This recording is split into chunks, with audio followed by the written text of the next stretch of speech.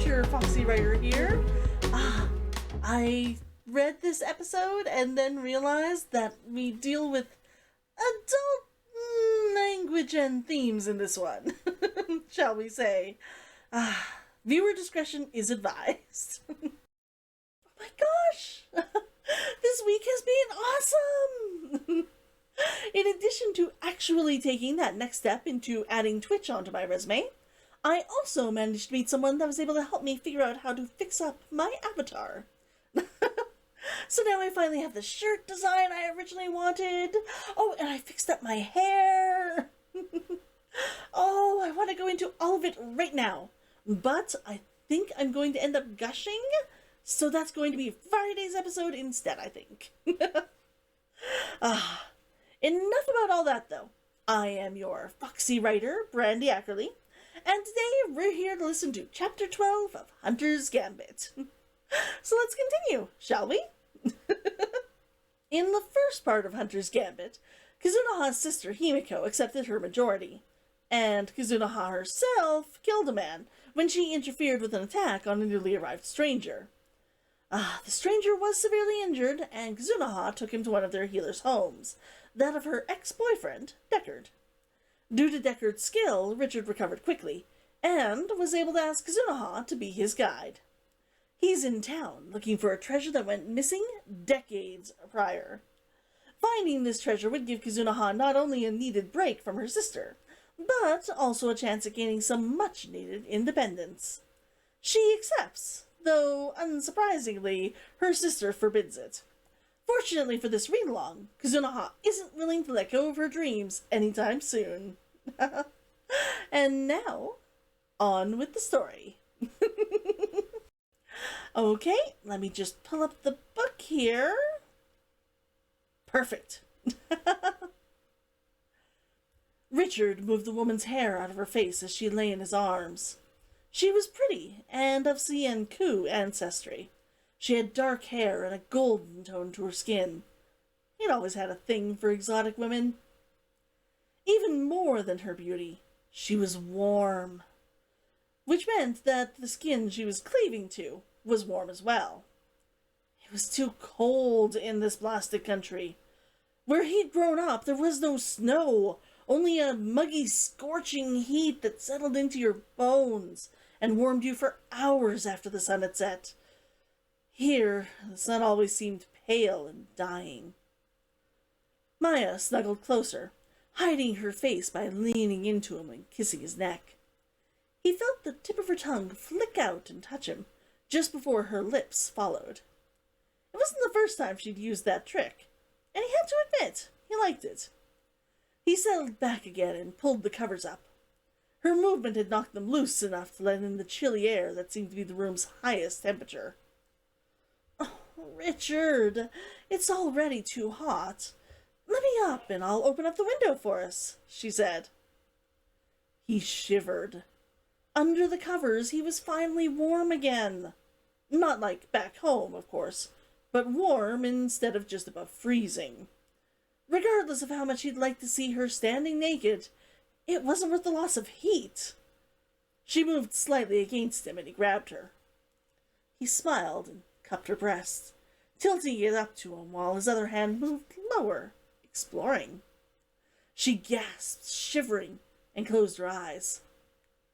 I can think of much better ways to use up that energy, rather than wasting it on opening windows. "Richard, sir!" She bucked and gasped again. "That's what I like to hear," he purred, shifting the covers over his shoulders and climbing his way back on top of her. Maya let out a gasp, her eyes as wide as her beautiful lips were, and opened her legs wider for him. The door to his suite opened. "Richard, Dorf said you were—" He paused, an unvoiced growl in his throat. Who would enter a rented, unlocked room without knocking? Cold air snuck in under the covers, and his good mood vanished. Kazunoha's head poked around the opening door. His shoulders dropped, and he raised an eyebrow at her. Only an entitled lord's daughter would think that she was too important to knock. Kazuna, I'm a bit busy, right? Both girls shrieked loud enough to be heard all the way through the floor to the bar below.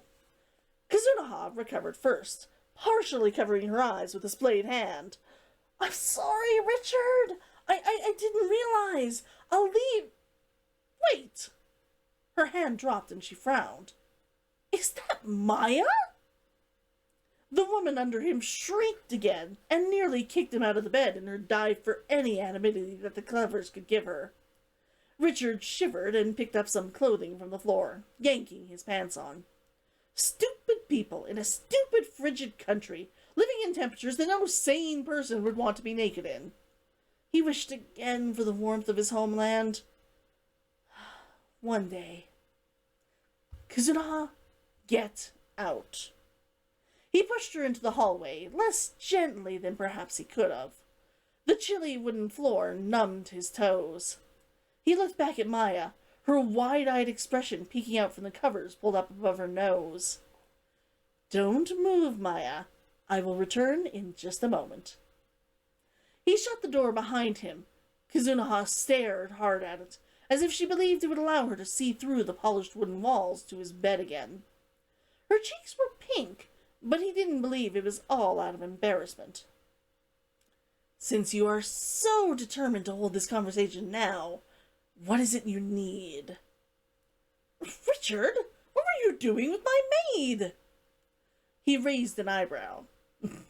I should think that was obvious. Though what I do with anybody on their off time, in the privacy of my room, Richard stressed, is no concern of yours. What do you want? Kazunaha flushed at the reprimand, but held his gaze. In a different situation, he would have been pleased. She'd been thinking about him in a way that made his attention to her maid irritate her. That was good, since he wanted to have her in his bed as well. On the other hand, women were notoriously unwilling to leap into bed with a man that they just walked in on. The baked fire in her eyes made him wish that she hadn't seen him, though. Fire like that made a woman active, unpredictable, and fierce, in a way that promised nipples of teeth where other women would only flick their tongue.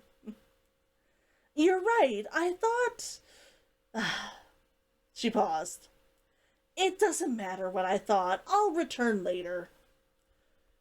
Richard rolled his eyes. I'm already out. If it's something quick, I may be able to do something before I return to my business. She smiled at him, relieved. Part of her preened at her smile. The other part braided him for being too nice.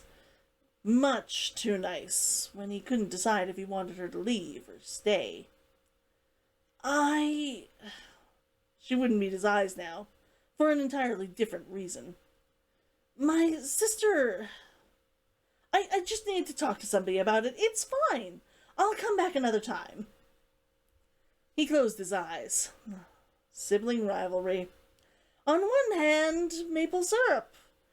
On the other hand, things like this. Any difficulties that will stop our arrangements? She took a deep breath.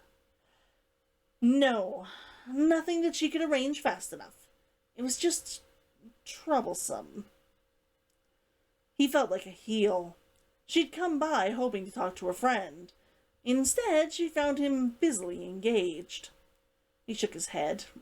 Right now, he couldn't be her ear. Then ignore her. Another week or two and we'll be gone.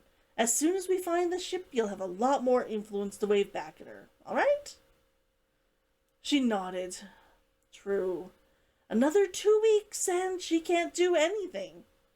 Her hands were squeezed into tight fists, but he didn't think she was the sort who would go looking for a fight. Did you need anything else? He asked. No, thank you, and I'm sorry for, interrupting. He smiled. Normally I'd invite you in for a drink and discuss what happened. Right now is clearly a bad time. Why don't you come over for lunch instead tomorrow? Tomorrow won't work, she said, not quite meeting his eyes. Talbert asked me to come in and pick up the boxes from him. The day after then, he pushed, wishing he were well enough to help. He could take his injuries into account when having sex, ensuring it stayed slow and sensual. He couldn't do that with moving boxes. Fortunately, Kazunaha didn't seem to notice his lack of an offer to help. You won't still be... Her cheeks flushed. Busy? That made sense. He smiled ruefully. He would be lucky if Maya agreed to come back. I promise you, Kazunaha, I don't double time. If I say I will make time for you, I will be there. I'm glad to hear it. She smiled. Please, will you tell Maya I'm sorry? He smiled. Thank you, my lady. Happy hunting. She glanced at his door. I feel like I should be saying that to you. She gave him a salute that proved she'd never been in an army, and headed down the stairs. He smiled and composed himself again. It was time to solve the other mess. The woman who was probably desperately searching for her undergarments among the discarded clothes everywhere in the room. He put his hand in his pocket, feeling the soft cotton under his fingers. Fortunately, she'd be searching a very long time. Time that he could use to convince her to stay and finish what they'd begun. A very racy chapter this week, no? Let me just put this book down. There for next week. This is the chapter that convinces people that this book is no fairy tale, and that Richard is no Disney prince. It's also a great chapter for character building, though. One of the lines that I'm most proud of is, she gave him a salute that proved she'd never been in an army. This line is so wonderful, because it just shows so much about both of the characters. Kazunaha had clearly never been near someone giving actual salutes, otherwise she'd know what they looked like. It is understandable, since Sudan is so small that literally only has guards and it doesn't have any army at all. But at the same time, it also shows us a lot about Richard. He's never been in the army either, but he has lived somewhere large enough to see soldiers commonly, and it's clear that he's had more than his fair share of interactions with them, both good and bad. You see, he doesn't see this missing spot of her education as something that needs to be fixed, or as something that's particularly good for him. If anything, he finds it cute. Now, if you want to see me again, I'll be back here on Friday with my usual Behind the Pen episode. Though, I think instead of talking about books like I said I probably would be, I'm going to be talking about these Leroy clothes. Because I really want to get into this new outfit and the other new outfit that I finished.